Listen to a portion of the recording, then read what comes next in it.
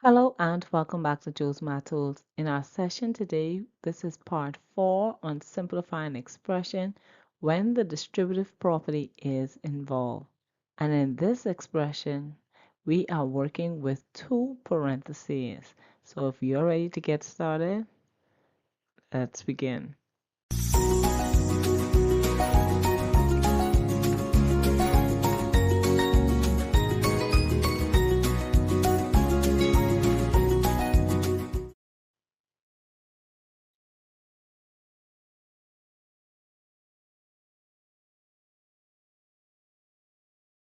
So in our example today, we are working with two parentheses when we're applying our distributive property.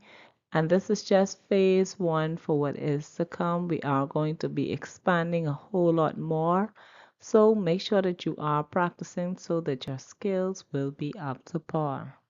So let's begin. Let's start with our first parentheses. We're going to be distributing our g to 12. And we know that when we're multiplying unlike terms, remember that the two terms will be combined together.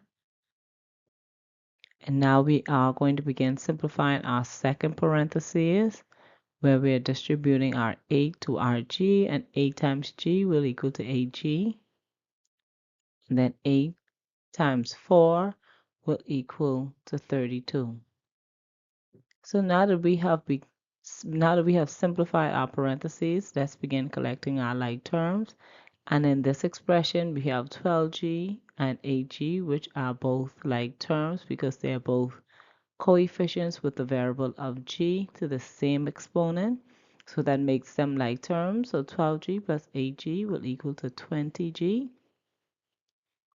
And since 32 is the only constant, we will return that back to our expression.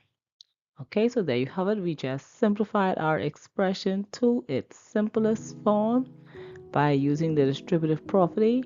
And as always, make sure that you get some additional practice in.